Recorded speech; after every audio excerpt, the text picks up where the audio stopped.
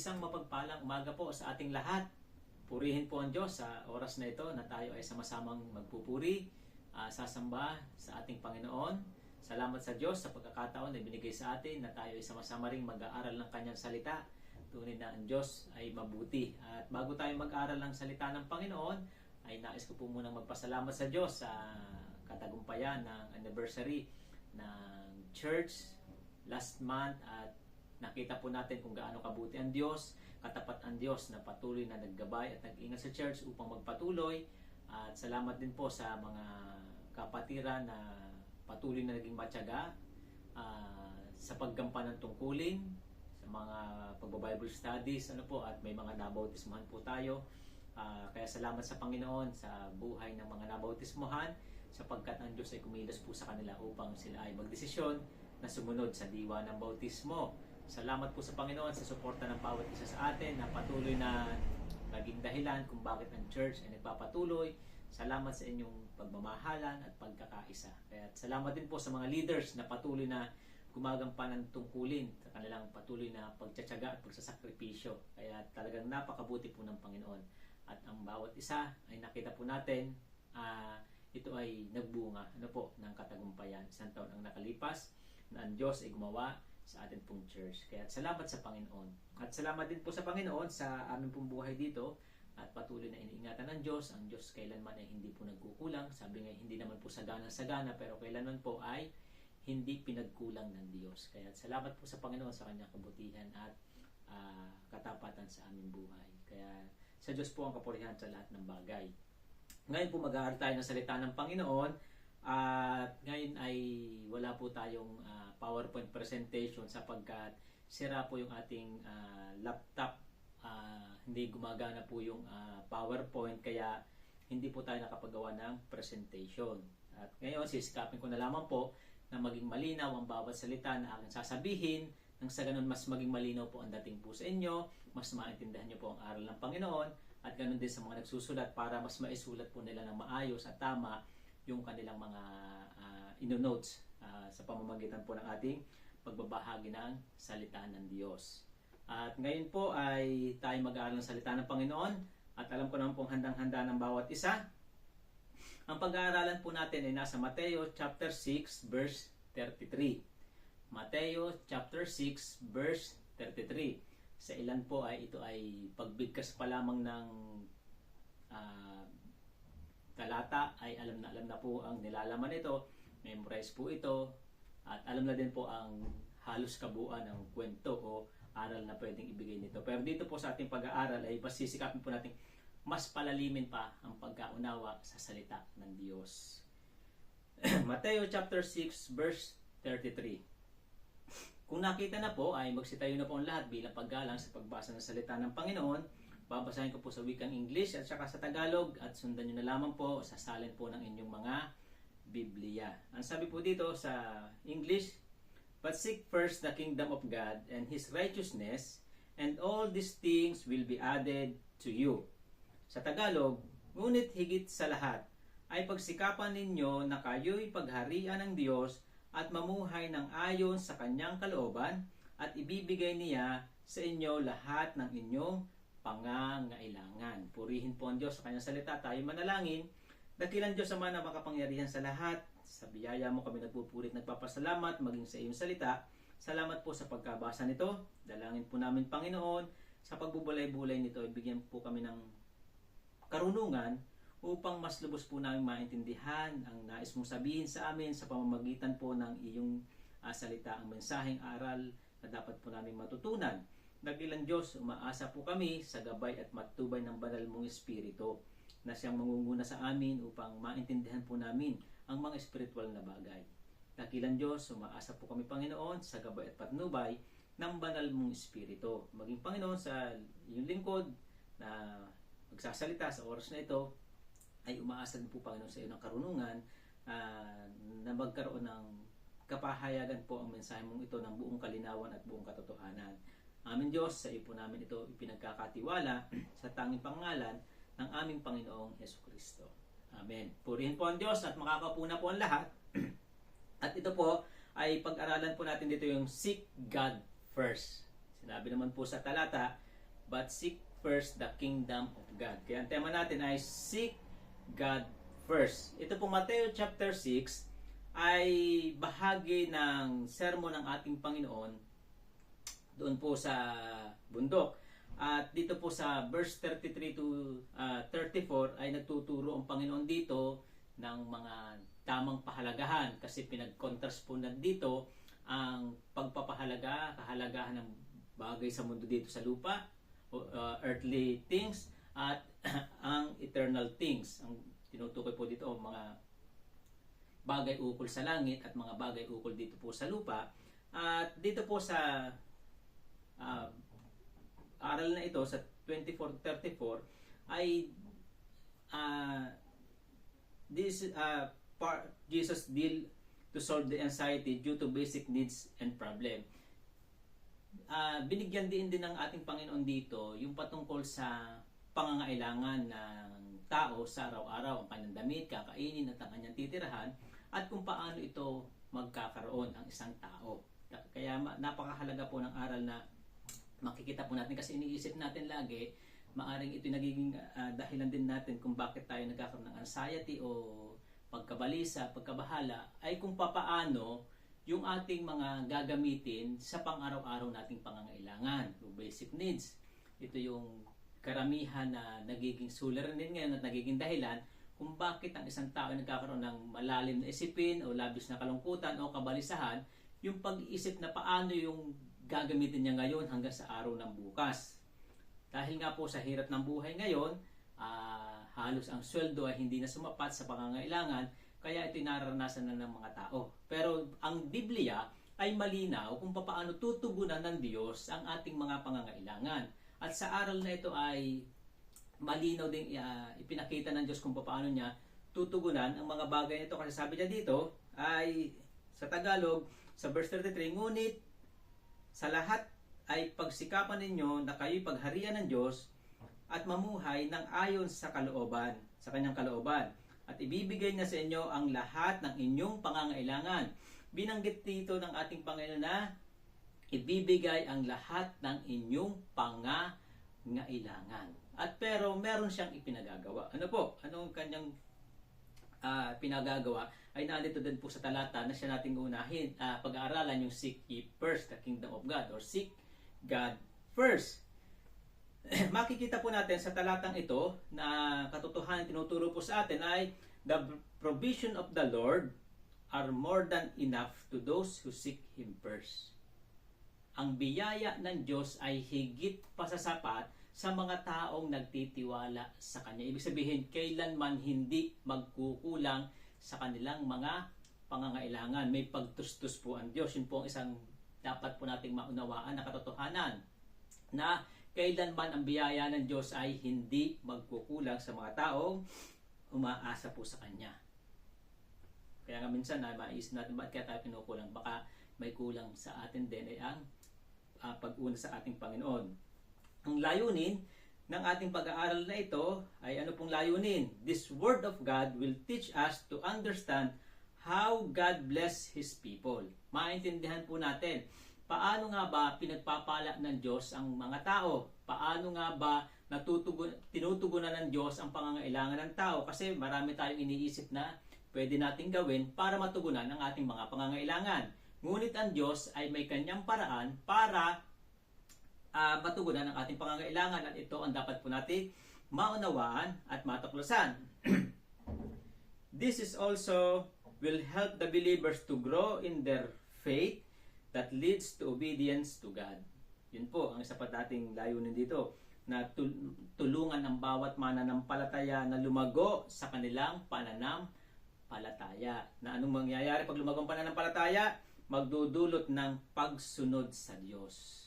Mahalaga po ang pananampalataya sa pagsunod.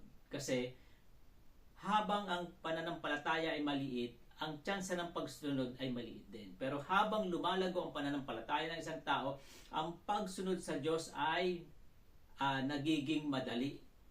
Ano po, at hindi komplikado.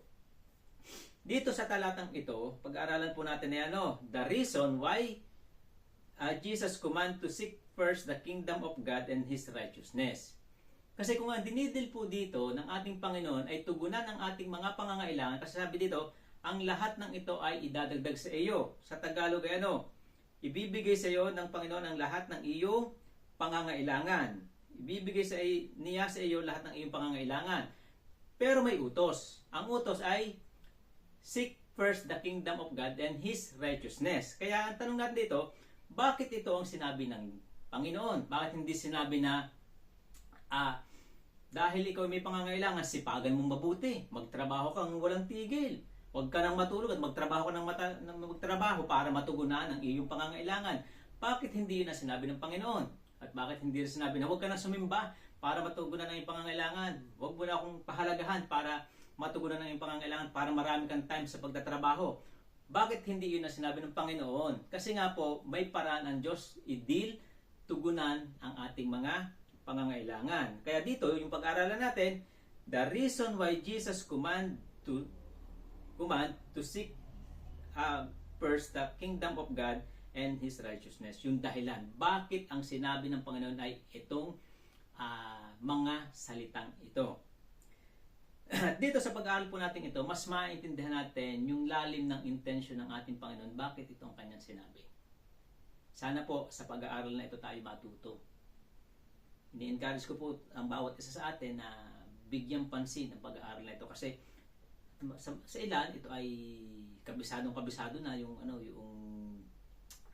talata, pero dito po sa pag-aaral nito mas lalaliman po natin, mas maintindihan natin kung anong ibig sabihin ng seek ye first.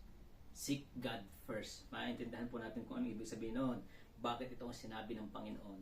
Number 1, ang sabi po dito, bakit ito sabi ng Panginoon na seek God first and seek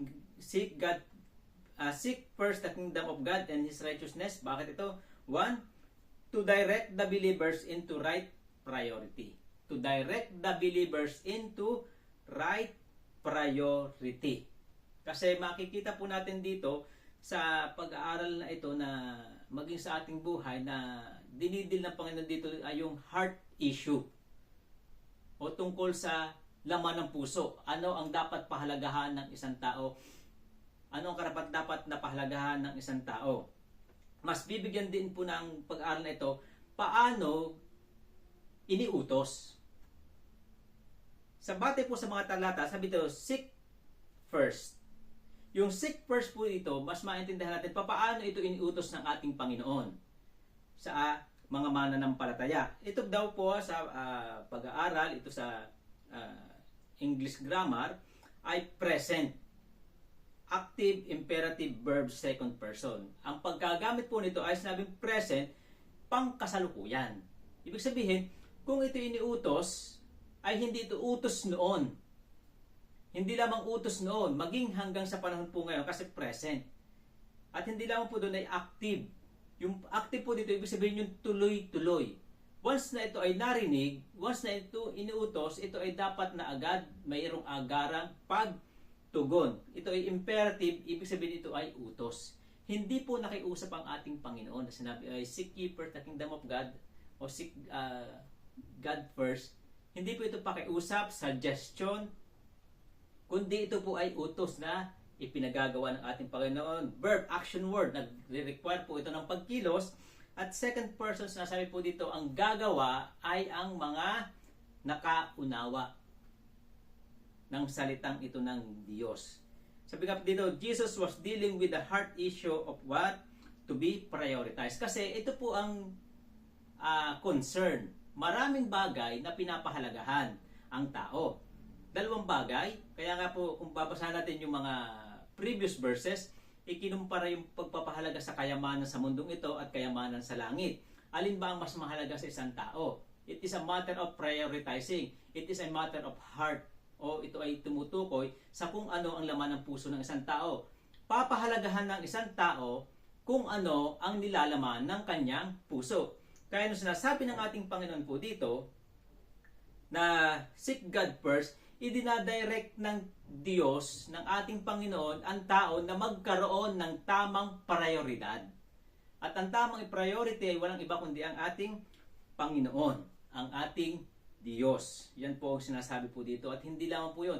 Pag sinabing priority, merong consistency, kaya nga po ito ay active. Kasi tingnan po natin mabuti, masuripan natin mabuti yung mga talata para mas maintindihan natin ano yung ipinagagawa ng ating Panginoon. Batay po doon sa mga salitang kanyang binigkas. The word seek, yung salitang seek, may ibig sabihin po ito sa original na salin na meaning to pursue earnestly. Pursue earnestly, o yung sinasabi nga natin ay lubusan o pagsisikap, puspusan. Kumbaga ay talagang mayroong eagerness, mayroong matinding pagnanasa, pagtitiyaga. To strive after intention. This is not a fleeting desire, or emotional moment. Ang sinasabi ng ating Panginoon, kung papahalagahan natin at ipaprioritize ang Panginoon, ang Diyos, hindi batay sa bugso ng damdamin. Ano po? Hindi batay sa bugso ng damdamin. It describes an active, ongoing pursuit that shape decision and habit. Kasi ito pong nangyayari. Kaya ina-address ng Panginoon yung heart issue. Ang tao, madalas, karamihan, pinapahalagahan ng Diyos sa panahon na sila ay may kailangan sa Diyos. Pinapahalagahan ng Diyos sa panahon na sila ay nabibigatan sa buhay o may mga pinagdadaanan. Kaya lang, pag natapos ng lahat, nawawala na ang pagpapahalaga sa Diyos. Ang iba naman ay bugso ng damdamin na kumbaga na-encourage dun sa word na narinig, nagbigay sa kanya ng encouragement na pahalagahan ng Diyos, ngunit hindi pangmatagalan, panandalian lamang. Kaya tinatawag po din ay emotional moment, panandalian lamang. Ang sabi ng ating Panginoon, kung papahalagahan natin ang Diyos, ay hindi batay sa panandalian lamang, kundi dapat ito ay tuloy-tuloy. At hindi batay lamang sa ating emosyon, kundi dapat ito ay nakabatay sa kung sino ang Diyos sa ating buhay. Kaya yung right priority, bakit nga ba hindi natin mabigyan ng priority ang ating Panginoon? Kasi mayroon tayong ibang pinaprioridad. Kaya sinasabi dito, doon sa word first, comes from the Greek word proton, means foremost in importance. Foremost, una sa lahat ng mahalaga. Seek first, pag sabing seek first, unahin sa lahat ng mahalaga. Pagsikapan sa lahat ng mahalaga. Sus po. Kaya makikita po natin ang inuutos ng Panginoon dito ay hindi po simple. At hindi rin po madali kapag ang ating puso ay wala sa Diyos. Kung bakit natin hindi mapahalagahan ang Diyos sa ating buhay, hindi natin siya mabigyan ng kahalagahan ng higit kaysa sa iba, kaysa sa lahat, sapagkat ang puso natin ay may pinapahalagang iba. At ang kalaban nga nito, ang mga bagay sa mundong ito, minsan, ang ating trabaho, ang ating kayamanan, ang ating kaibigan, ang ating kapamilya, minsan ang ating din sarili. Hindi natin kayang i-prioritize ang Diyos kasi mayroong tayong priority iba. Pero lagi natin sinasabi, ang Diyos ang number one sa akin. Kung ang Diyos ang number one sa atin, gaano natin siya napapriority sa ating buhay? Kaya nga, ang bilis ipagpalit ng mga bagay ukol sa Diyos sa mga bagay ukol sa mundong ito. Tingnan po natin mabuti. Simplihan lang po natin. Ito yung choice natin sa umaga. Paggising natin sa umaga, Biblia, salita ng Diyos o cellphone? Alin ang priority nating damputin? Diba doon pala makikita na agad natin sinong priority natin? Manalangin o hindi mananalangin? Dadalo o hindi dadalo? Maglilingkod o hindi maglilingkod? Doon pa lamang, nakikita na natin at napapatunayan ng ating mga gawa ano ang priority natin. Kaya nga, madalas nakakancel ang pagdalo natin ng mga fellowship, ng mga gawain ng ating paglilingkod kasi mayroon tayong inuunang ibang bagay. Kahit naka-schedule na yun, okay, pupunta ako sa Miyerkules, promise, attend talaga ako ng prayer meeting. Pero biglang may darating na ibang appointment, cancel ang prayer meeting, tuloy yung ibang appointment. Doon pa lang nakikita na natin ano yung priority ng isang tao. Nangyari ang mga bagay na ito kasi merong heart issue. Ang sinasabi ng ating Panginoon dito, yung pagkakaroon ng right priority, dalhin natin sa tamang laman ng puso ang isang tao. Yun ang nais mangyari po ng ating Panginoon, na magkaroon ng tamang laman ng puso ang isang tao na kung ano ang kanyang papahalagahan. Kung tayong tatanong, ano kaya ang priority talaga natin ngayon? Ang Diyos ba talaga? Kasi tingnan po natin, why do we need to prioritize God? Ecclesiastes chapter 12, verse 13. Ecclesiastes chapter 12, verse 13. Sa kabila ng lahat ng ito, isa lamang ang aking masasabi. Matakot sa Diyos at sundin mo ang kanyang mga utos sapagkat ito ang buong katungkulan ng tao. Bakit daw kailangan? Ito ang buong katungkulan ng tao. It is the whole duty of mankind. Nilikha tayo ng Diyos para sa Diyos. Kung mayroon tayong pa-priority, ang Diyos. Amen po mga kapatid? How to live prioritizing God. Kasi may sinasabi natin, priority ko naman ang Lord. Dito sa Galatians chapter 2 verse 20, ano sabi ni Pablo? Kaya nga, hindi na ako ang nabubuhay ngayon, kundi si Kristo na ang nabubuhay sa akin. At ang buhay ko ngayon sa katawan ay ikinabubuhay ko sa pamamagitan ng pananampalataya sa anak ng Diyos na nagmahal sa akin at naghandog ng kanyang sarili para sa akin. Paano daw natin mapaprioritize ang God? Living, valuing God more than ourselves. Amen po mga kapatid. Ang nais mangyari pala ng Panginoon, huwag nating pahalagahan ng labis ang ating sarili. Ito ang gusto ko, ito ang kailangan ko, ito ang damdamin ko, ito ang ano. Sinabi ni Pablo, hindi na ako nabubuhay sa akin. Ano sinasabi niya? Hindi na mahalaga kung anong gusto niya. Hindi na mahalaga kung ano magpapasaya sa kanya. Ang mahalaga na sa kanya, yung magpapasaya sa Diyos. Magpapasaya kay Kristo kasi siya ay nabubuhay na para kay Kristo. Yun po ang tunay na nagpaprioritize sa Panginoon. Ang kanyang mga ginagawa ay sa kung ano na ang ikasasaya ng Panginoon higit sa kanyang ikasasaya. Mahirap pong choice yan. Yung gumising ka ng maaga para sa Panginoon, choice mo kasi yun. Masarap matulog. Comfort mo yun. Pahinga mo yun. O para lamang maka-attend ng tama sa oras. O para lamang magbigay ng oras para sa Panginoon. Choice mo yun. A-attend ka ba o hindi? Magbabasa ba o hindi? Amen po mga kapatid. Minsan, o madalas nangyayari, kung bakit talagang hindi natin mapahalagahan ang Diyos, ang tunay nating kalaban ay ang ating sarili. Dahil mas mahalaga kung anong ating mararamdaman, mas mahalaga kung anong ating gusto, kaysa sa kung anong gusto ng Diyos para sa atin. Yan po. Ano pa po ang isa? Philippians chapter 3, verse 8. Ang sabi po niyo dito, itinuturing kong walang kabuluhan ang lahat ng mga bagay bilang kapalit ng lalong mahalaga. Ang pagkakilala kay Kristo Jesus na aking Panginoon, ang lahat ng mga bagay ay pinalagay kong walang kabuluhan at itinuring kong basura, makamtan lamang si Kristo. Yan po yung dahilan o paano. Kasi pinakikita ni Pablo dito yung living, valuing Jesus more than anything else. Yan po ang tunay nagpa-priority.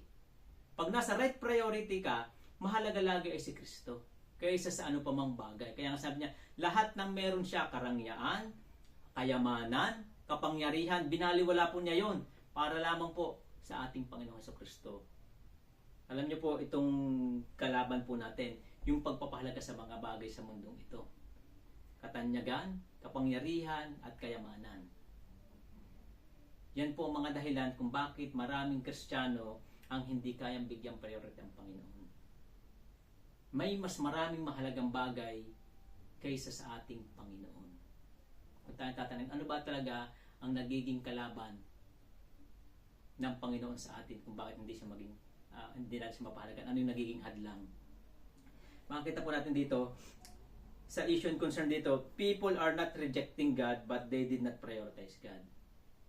Ayan po yung issue and concern na nais-anuhin ng ating Panginoon. Yes, ang mga tao sa panahon ito kumikilala sa Diyos. Hindi naman nila nire-reject ang Diyos, kaya lang hindi nila napapriority ang Panginoon. Amen po mga kapatid, ganun din po sa atin. Hindi naman natin nire-reject ang Diyos eh.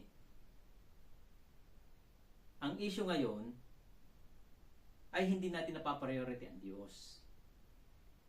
Kaya nga tinuturo po sa atin sa pag-aaral na ito ay tinuturuan lamang po tayo na magkaroon tayo ng right priority. Anong lesson dito? Jesus did not want God as part of our life, but He want God be the center of our life. Hindi lamang nais ng Diyos na maging ni Jesus na maging bahagi ng buhay natin ang Diyos. Para bang, okay, nandyan ang Diyos, nasa bandang huli, nasa bandang gitna. Ang gusto ng Panginoon, siya ang maging sentro ng ating buhay. Napakasimple po ng itinuturo sa atin ng Panginoon. Bakit sinabi ng Panginoon, seek God first? Kasi gusto ng Diyos na maitama ang ating puso. Gusto ng Diyos na magkaroon tayo ng tamang ipa-priority. Ang tanong, nasa tamang priority po ba tayo ngayon? Yan po ang unang bahagi po ng ating kung bakit sinabi ng Panginoon ng mga bagay nito. At sabi nga, pag inuna natin ang Diyos, anong kalakip? All these things shall be added unto you. Ikalawang bahagi, to direct the believers into right authority.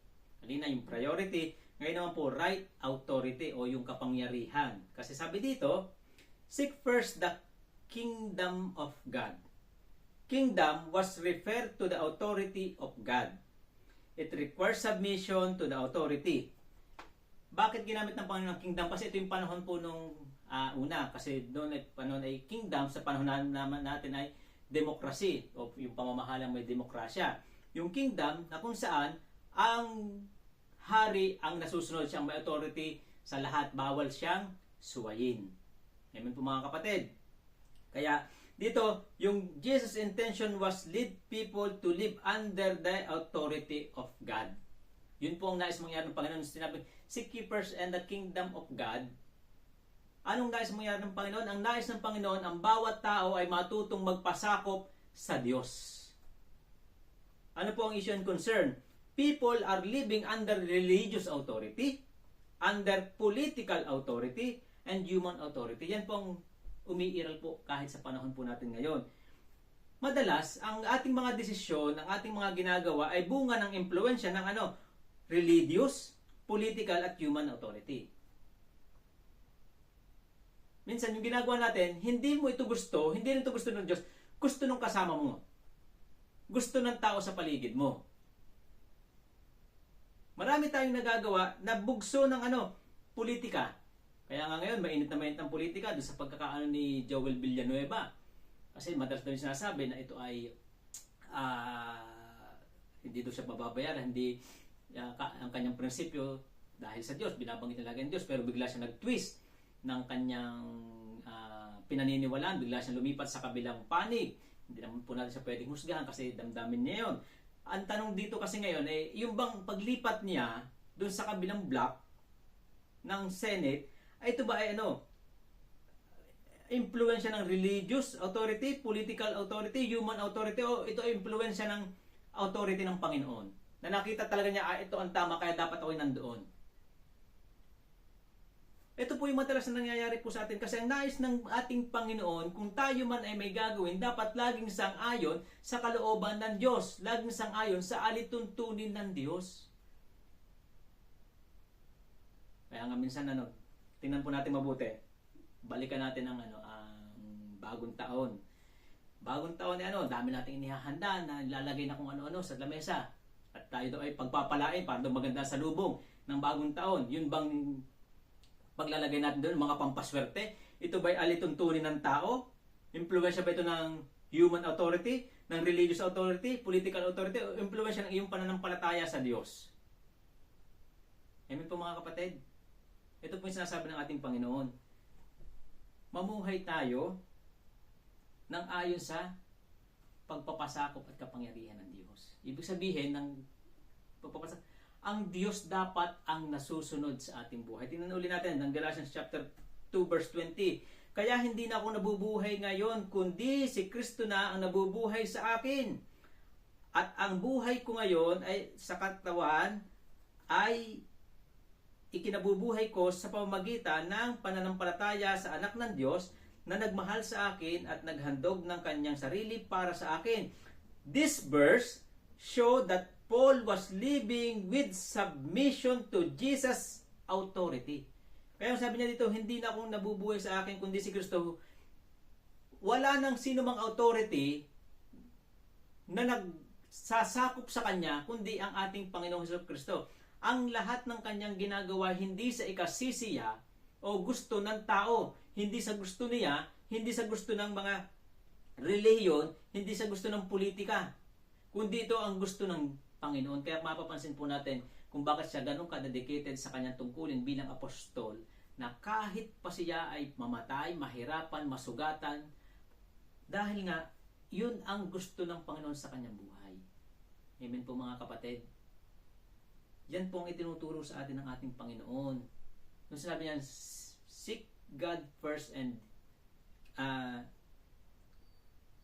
seek first the kingdom of God, makikita po natin, nung sinasabi ng Panginoon, nais ng Diyos na tayo, ng Panginoon na tayo ay magpasakop sa kapangyarihan ng Diyos. Ang tanong, nasasakop ba tayo ng kapangyarihan ng Diyos?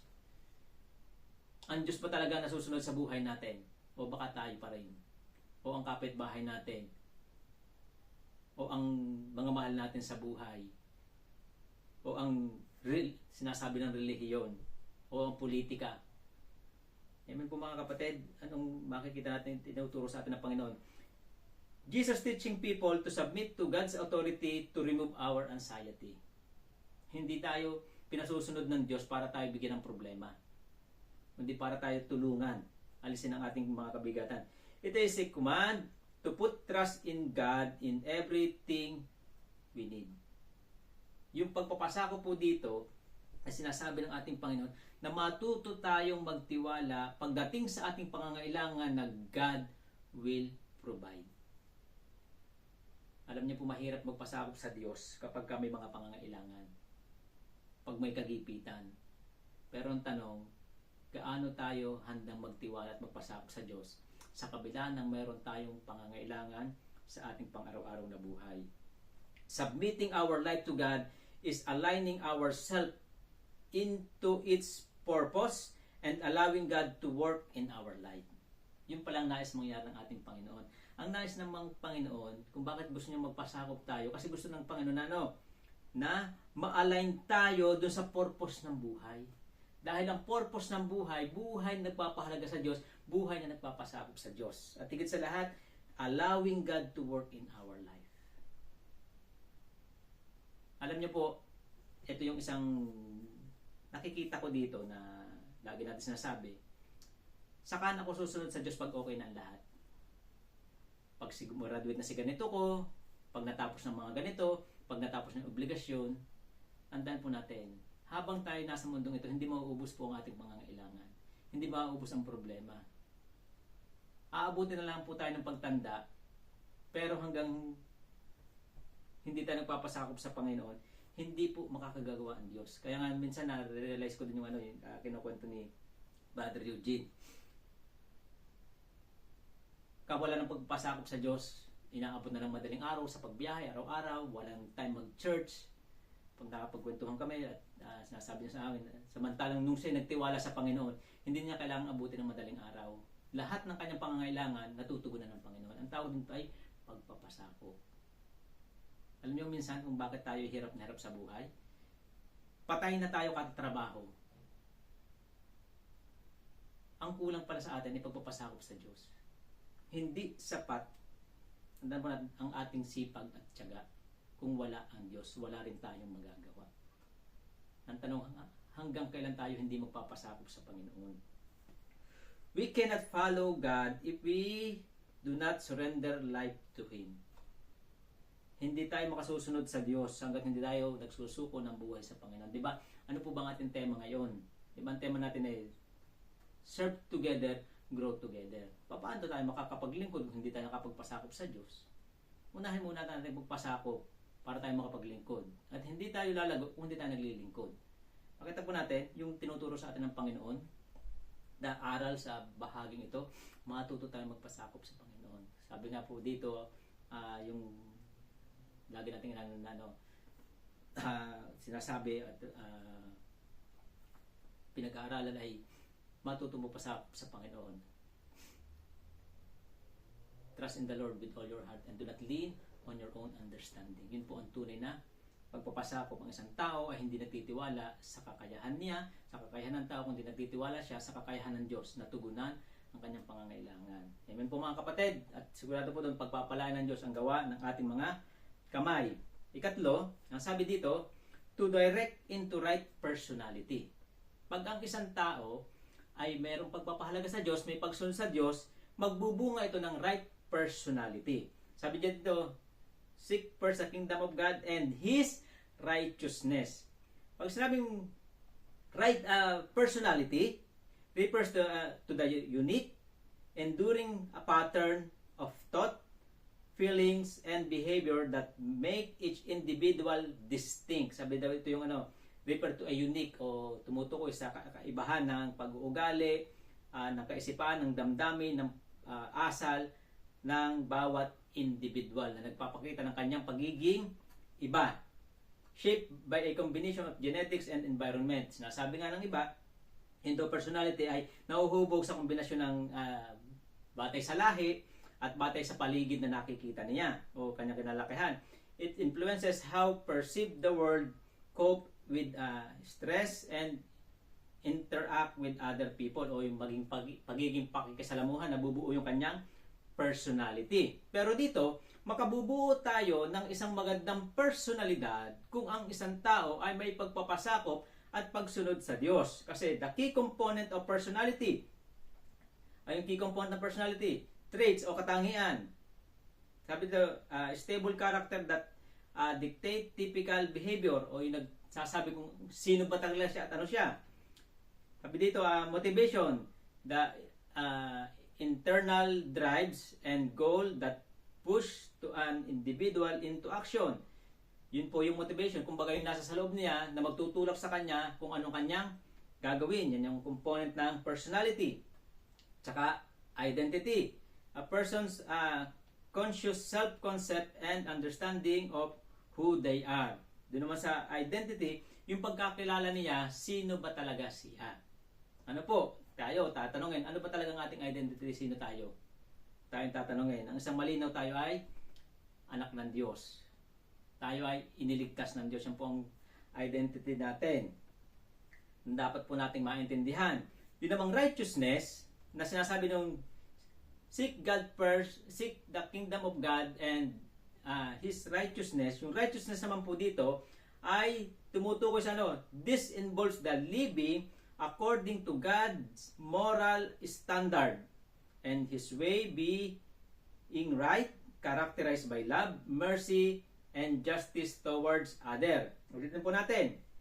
Yung righteousness, this involves living according to the God's moral standard and His way of being right, characterized by love, mercy, justice towards other. Nung sinabi ng ating Panginoon, seek first the kingdom of God and His righteousness, ang nais na mangyari ng Panginoon, hanapin, hindi lamang panandalian, kundi tuloy-tuloy na mabuhay sang-ayon sa God's moral standard. O sinasabi ng Panginoon, mamuhay tayo sang-ayon sa katwiran ng Diyos. Yun pala po yung nais mangyari ng ating Panginoon, na ang bawat tao kikilala sa Diyos, magpapasakop sa Diyos, ay mamumuhay ng ayon sa katwiran ng Diyos. Jesus intended the believers to have right personality, that being aligned to God righteousness. Yun po ang gustong mangyari ng Panginoon. Ang isang tao, ang isang mananampalataya, magkaroon ng tamang personalidad na naka-align, naka-ayon sa katwiran ng Diyos. Na sinasabi nga po dito, anong meron doon? His way being right, characterized by love, mercy, and justice towards other. Yun po ang dapat na meron tayong pag-uugali. Dito po sa mga talatang ating babanggitin, pinakita dito ang kahalagahan ng salita ng Diyos. Deuteronomy chapter 6, verse 6 to 9. Deuteronomy chapter 6, verse 6 to 9. Ang mga utos niya itanim ninyo sa inyong puso, ituro ninyo sa inyong mga anak, pag-aralan ninyo ito sa inyong tahanan. Sa inyong paglalakbay ay sa inyong paglalakbay, sa inyong pagtulog sa gabi, at sa inyong pagbangon sa umaga. Ipulupot ninyo sa inyong mga kamay bilang tanda, tali sa inyong noo, isulat sa mga hamba sa pintuan ng inyong mga bahay at mga tarangkahan. Anong tinutukoy po dito? Yung sinasabi po dito, yung mga kautusan na ibinigay ng Diyos sa kanya, kalakip po dito na ibigin natin ng Diyos ng higit sa lahat. With all our heart, with all our strength, and with all our soul. Bakit ito sinabi ni Moses sa mga Israelita na gawing bahagi ng buhay ng isang tao? Kasi napakahalaga po nito. Kasi ito yung magmo-mold sa ating personality. Ito yung magmo-mold sa ating karakter. Kung paano tayo magdidesisyon, paano tayo mamumuhay, dapat naka-align sa righteousness ng ating Panginoon. Sabi dito sa Colossians chapter 3 verse 1 to 4, Colossians chapter 3 verse 1 to 4, yamang binuhay kayong muli na kasama ni Kristo, ituunin ninyo ang inyong pag-iisip sa mga bagay na nasa langit at kinaroroonan ni Kristo, na nakaupo sa kanan ng Diyos. Ang mga bagay na panlangit ang isip ninyo, hindi ang mga bagay na panlupa, sapagkat namatay na kayo at ang inyong buhay ay nakatago sa Diyos. Kasama ni Kristo, si Kristo ang inyong buhay. Kapag siya'y nahayag na, mahayag din kayong kasama niya at makakahati sa kanyang kaluwalhatian. Ano sinasabi ni Pablo sa mga mananampalataya? Yamang binuhay kayong muli kasama ni Kristo, ituon ninyo ang inyong pag-iisip sa mga bagay na nasa langit na kinaroroonan ni Kristo. Yan po yung righteousness ng ating Panginoon, nakatuon sa mga bagay. Ito yung dapat na buhay na meron ng mga tao. Alam niyo po kung anong buhay meron karamihan tao ngayon? Nakatuon sa mga bagay sa mundong ito. Ang dinidesign nila ay mga bagay sa mundong ito. Tingnan po ninyo kung bakit nagkakagulo ngayon ang Pilipinas. Maling personalidad po ang lumalabas sa mga politiko, sa nangyayari ngayon. Nagkakagulo sila para saan? Sa mga bagay dito sa lupa. Pinag-aagawan nila ang pera ng lipunan. Ang gusto nila yung matanyag dito. Kaya bilang mga mananampalataya, hindi dapat ito ang pinapahalagan kasi ito ay nagdudulot ng kaguluhan at paglayo sa Diyos. Nagbubunga ng kasalanan. Yan pong mensahe po dito. Sa Romans chapter 12 verse 1 and 2. Kaya nga mga kapatid, alang-alang sa masaganang habag ng Diyos sa atin, ako'y nakikiusap sa inyo na ialin ninyo ang inyong sarili bilang isang handog na buhay, banal at kalugod-lugod sa Diyos. Ito ang karapat-dapat na pagsamba ninyo sa Diyos. Huwag kayong makiayon sa takbo ng mundong ito. Sa halip, hayaan ninyong baguhin ng Diyos ang inyong pag-iisip upang maunawaan ninyo ang kanyang kalooban at gayon magagawa ninyo kung ano mabuti, kalugod-lugod at ganap na kalooban ng Diyos. Makikita po natin anong sinasabi dito. Huwag umayon sa takbo ng mundong ito. Huwag makibahagi, huwag tumulad, huwag gayahin. Sabi dito, magbago ng isipan. Anong isipan dapat meron tayo? Kung ang mundo, ang pinapahalaga ng mga bagay sa mundong ito, ang mahalaga sa kanya para sa mundong ito, kaya kasabi ng talata sa ating pinag-aaralan, sa sumunod na talata ay ang labis na pag-iisip sa mga bagay dito sa mundong ito at para sa araw ng bukas, ang problema ay gawain ito ng mga hintil o ng hindi sumasampalataya. Kaya nga, ang tinuturo sa atin ng Panginoon, dapat ay ang pinapahalagahan natin ay mga bagay ukol sa Diyos. Ang sinusundan nating pattern ay mga bagay na ukol kay Kristo. Kung meron tayong kokopyahing tao, walang iba kundi si Kristo. Yung karakter, hindi po yung mukha. Pansin po natin ngayon, yung mga tao halos magkakamukha na, pare-parehas ng galaw. Bakit kapapanood po ng mga Korean o iba pang mga panood din. Minsan pati pagsasalita, hawig na din, nagiging pattern. Kaya mga mananampalataya ay dapat nagiging maingat. Kung meron tayong gagayahing pattern, walang iba kundi ang Panginoon. Paano magkaroon ng karakter na katulad ng sa Panginoon? Magbasa po tayo ng Biblia. Amen mga kapatid, doon po natin ito matututunan. Ang tinuturo sa atin ng Panginoon, sinabi ng Panginoon, seek God first and His righteousness. Seek first the kingdom of God and His righteousness. Ang nais mangyari ng Panginoon. Una, i-align tayo sa tamang priority. Padalawa, i-align tayo sa tamang authority. Pangatlo, i-align tayo sa tamang personality. Ang nais ng Diyos ay magkaroon ng pagbabago, transformation ng buhay ng isang tao. Hindi lamang nais niyang pagpalain ng tao. Gusto niya ng transformation. Amen po mga kapatid. Sana nagiging malalim ang ating pagkaunawa sa salita ng Diyos. Lesson dito, Jesus teach the believers to live according to God's principle with consistency. Hindi lamang pagminsanan. Dapat ito ay tuloy na may paglago sa buhay pananampalataya. Kaya nga si Pablo nagsisikap. Ano sinisikap niya? Sinisikap niya mas higit pang makilala ang ating Panginoon. Ibig sabihin, mas lubos pa niyang masunod ang layunin ng Panginoon sa kanyang buhay. Kaya yung pong sinasabi dito na seek the kingdom of God and His righteousness, hindi lamang po ito simpleng pinagagawa ng Diyos. May malalim po ito kahulugan. Nais ng Panginoon na ang isang tao ay dalhin sa presensya ng Panginoon. Amen po mga kapatid. Nais po ba natin na tayo palagay sa presensya ng Panginoon? Unahin po natin ang Diyos sa ating mga buhay. Conclusion. Anong instruction sa conclusion? Instruction from the Word. Anong inuutos? Anong binibigay ng instruction? We must live prioritizing God by submitting to His authority and align our life to His standard. Yan po ang instruction ng Panginoon sa atin. We must live prioritizing God. Kung mayroon po tayong uunahin sa lahat sa buhay po natin ito, walang iba kundi ang Diyos. Sa paanong paraan? By submitting to His authority. At anong magiging sa paano din? Align our life to His standard. I-align po natin ang ating buhay. Ano bang inaasahan ng Diyos sa atin na maging tayo? Lalo tigit yung mga bagong mananampalataya, yung mga nabautismuhan, sumunod sa diwa ng bautismo, ano ba ang gustong makita ng Diyos sa atin? Ano naman ang inspiration pag ginawa po natin ito? Kapag inuna natin ang Diyos, pinahalaga natin siya, sinunod natin siya at namuhay tayo ng sang-ayon sa katuwiran ng Panginoon. Ano yung inspiration from the Word? God will supply all our needs according to the riches of His glory when we obey Him. According to the riches of glory. Anong pagsabing the riches of His glory? Hindi po natin kayang sukatin ang paraan ng Diyos. Hindi sinabi ng Diyos, sipagan mo, galingan mo, ang ginagawa mo at pagpapalain ko lahat ng iyong gagawin. At ibibigay ko ang iyong mga pangangailangan. Ito yung nagiging mindset natin. Pag sinipagan ko, ginalingan ko, hindi naman po masama yun. Kaya lang, sa pagsisipag natin, patuloy nating pagpapagaling sa ating ginagawa, nakakalimutan natin ang Diyos. Ang sinasabi po dito ng Panginoon, unahin mo ang Diyos at yung mismong ginagawa mo ang pagpapalain ng Panginoon, matutugunan po ang ating mga pangangailangan. Yan po inspiration. Ang tanong, naniniwala ba tayo sa pangakong ito ng Diyos?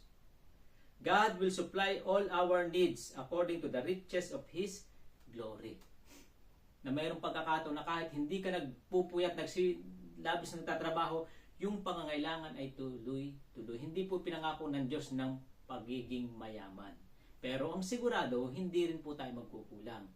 Ang pangako ng Diyos, all these things shall be added unto you. Ano yung all these things? Lahat po ng ating pangangailangan. Amen po mga kapatid, sabi ko nga, dito po sa buhay namin dito, hindi man kami yumayaman, ay sigurado, araw-araw po natutugunan ang aming mga pangangailangan. Kaya nga blessing na din po, 3 days lang po ang pumapasok. Dati po 5 days. Ngayon 3 days na lang pumapasok kasi nag-aalaga ng bata. Pero tuloy ang gastos, tuloy ang mga babayaran, natutugunan pa rin. Amen po mga kapatid.